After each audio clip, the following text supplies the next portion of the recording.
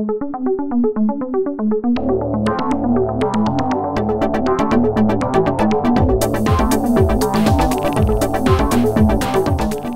et bienvenue pour une nouvelle édition de Bourdeaux News. Petite annonce, je m'adresse maintenant aux jeunes du quartier. Vous avez entre 14 et 17 ans, donc pour les années 1990 et 1993. Vous avez la possibilité, comme chaque année, de travailler avec les concierges pour aider à nettoyer les immeubles et les extérieurs. Donc, il faut vous adresser à la gérance au numéro suivant, le 021 624 94 66. Dans le projet d'une nouvelle émission, nous recherchons, ceci s'adresse surtout aux femmes, des recettes ou des remèdes de grand-mère. Donc si vous avez ça encore dans le fond de votre mémoire ou sur des petits papiers, je vous invite à passer à TV Bourdonnette pour que l'on puisse mettre sur pied cette nouvelle émission. Et maintenant, petit retour au festival Vision du réel de Nyon avec Rachid que vous avez découvert la semaine dernière.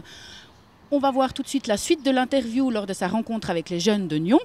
Une occasion de lui redonner la parole, sachant qu'il vient de milieux défavorisés et qu'il en est à son 3e roman. Ouais, Nyon, vous êtes là? Ouais. Merci d'avoir été là. Allez, 1, 2, 3, on lève les mains en l'air. Ouais. J'ai grandi dans une banlieue parisienne, dans les Yvelines, que je suis l'enfant d'une famille nombreuse, que je me suis exercé dans les métiers de maçonnerie, plâtrier et plaquiste, que j'ai également été boxeur. J'ai fait une trentaine de combats et été champion, que je suis acteur.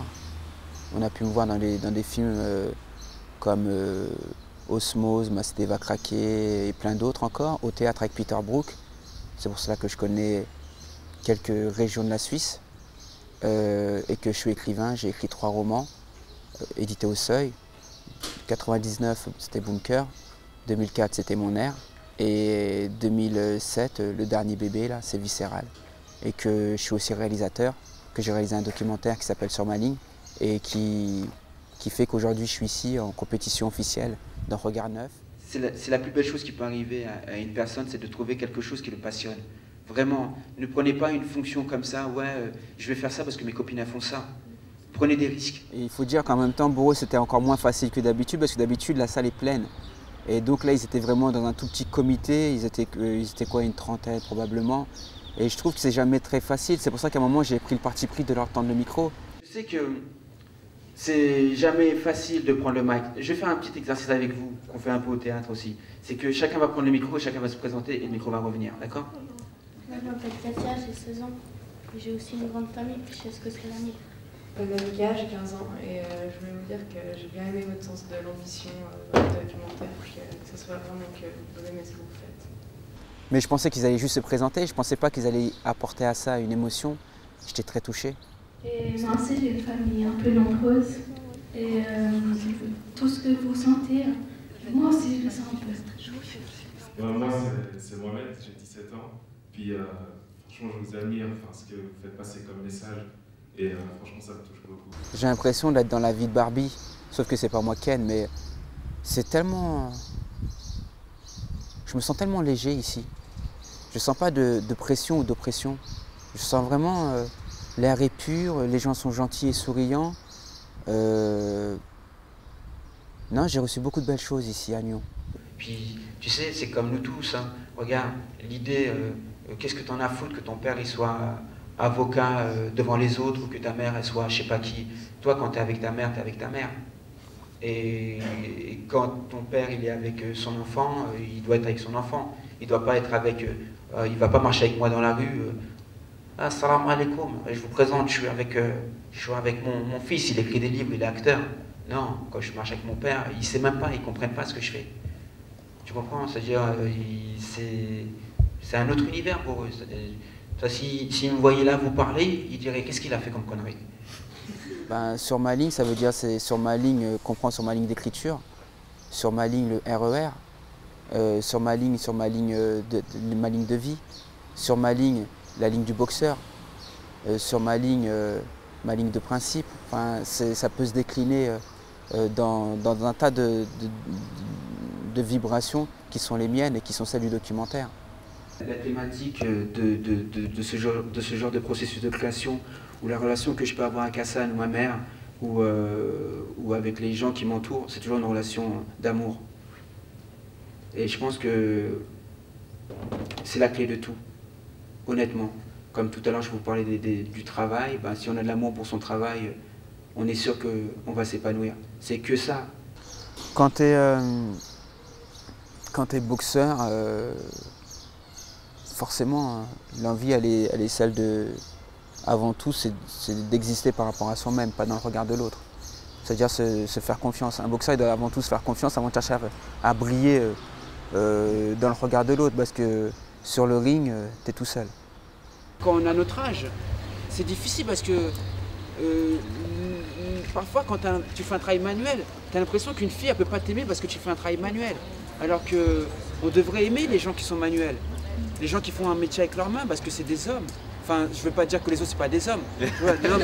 Non, mais c'est pas ça. Mais moi, j'ai vécu ça très, très difficilement quand j'étais plus jeune. Avec les enfants, c'est mon quotidien, ou avec les plus vieux. Mais tu sais, moi, je me considère pas comme un porte-drapeau de qui que ce soit, quoi. Parce que le jour où on va me brûler, on brûlera tous ceux qui m'ont suivi. Moi, je me considère un peu comme un panneau de signalisation. Je peux te dire, attention, chaussée glissante, à 50 mètres. Maintenant, si tu veux continuer à tracer, trace. Hein. Moi, je te l'aurais dit. Parce que dans mon environnement, de là d'où je viens, et dans ma famille en particulier, il n'y avait pas spécialement l'écoute. Et puis, il y a beaucoup de pudeur. J'ai beaucoup de pudeur pour lire devant mes frères et sœurs, mes parents ou autres. Et c'est ça qui a fait que la caméra est devenue une sorte de complice, une sorte de miroir. L'écriture, arrive à un moment, tu as un outil. Bon, moi, dans l'écriture, il y a quelque chose qu'on peut dire de mystique, qui ne m'appartient pas. Dès l'instant où je pose le stylo et dès l'instant où je commence à être dans une concentration et que je commence à me laisser porter par cette inspiration, moi-même, parfois, je suis le premier spectateur de ce qui se crée. C'est pour ça que l'écriture, pour moi, c'est comme un art sacré. J'ai 34 ans. D'accord? On regarde comme ça, non, c'est pas vrai. Et j'ai 34 ans. Et franchement, je vais pas dire je suis comme vous, quoi, mais ouais, je suis comme vous. Tu vois ce que je veux dire? C'est que ouais, ouais. Et franchement, ne lâchez pas l'affaire, quoi. Ne lâchez pas l'affaire, croyez en vous, croyez en votre lumière. Ça ne sera pas facile tous les jours, mais croyez en votre lumière, parce qu'avec ça, vous allez voir que c'est dans vos différences que la force allait habiter. Vous, ça peut vous faire du bien, à toi, à tous ici, de découvrir ce qu'on appelle le théâtre, pour aussi s'extérioriser, tu vois, pour faire confiance. Pas pour devenir acteur, on s'en fout, mais pour faire du sport. Moi, le sport, ça m'a sauvé la vie. Ce qu'il faut comprendre, c'est que je raconte des histoires qui sont d'ordre universel. Avant toute chose, je raconte l'histoire d'êtres humains, comme les enfants que j'ai rencontrés tout à l'heure. On a chacun notre prison, on a chacun notre ghetto, on a chacun nos murs. Mais au final, regarde, le film, il le voit. Il y a un message. Et le message, il est celui de l'amour. Donc, arrive un moment, c'est percutant. Et là-dessus, il n'y a pas de doute. Et moi, mon ambition, en tant qu'artiste, en tant que jeune écrivain, réalisateur, acteur, c'est de transmettre ça. C'est simplement pouvoir apporter mon point de vue. Parce que jusqu'à aujourd'hui, on a été floutés, dans tous les sens du terme. Dis-le. Non, mais moi, j'étais pas là, je l'ai pas vu. Ah, maintenant, je transmets. Elle n'était pas là, elle l'a pas vu. Ce que je vais faire, en fait, compte... pardon? Tu veux dire quoi? Non. Elle veut rien dire. Tu vois, c'est ça qui est bien, je vais faire un travail avec vous un peu pédagogique. L'argent, c'est le respect. Et qu'arrive un moment, moi, j'ai pas envie de mendier. Quand je fais un travail, tout travail mérite salaire.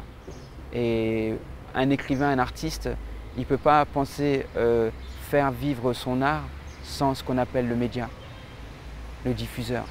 Parce que moi, si je sors un livre demain et que j'ai pas le soutien de la presse ou des médias, bah, dans les médias, je meurs. Oh, ça y est, ça commence à se lâcher là. Il a fait yo comme ça là, c'est cool, ça commence un peu à se décontracter.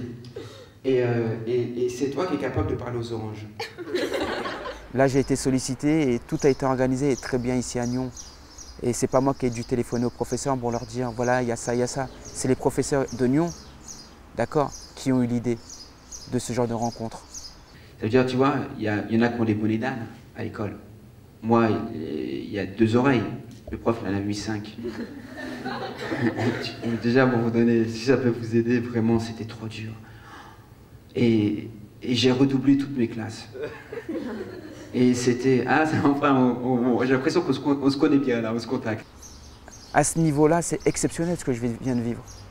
Je vois mal comment un festival en France de cinéma ou de documentaire, il puisse rassembler toutes les académies pour que 300 élèves, c'est ce qui s'est déroulé par exemple, la plupart du temps, 300-400 élèves soient là tous les matins pour regarder un film qui parle et qui réfléchit sur le processus de création et qui en même temps leur fait rencontrer l'auteur, le réalisateur et l'artiste.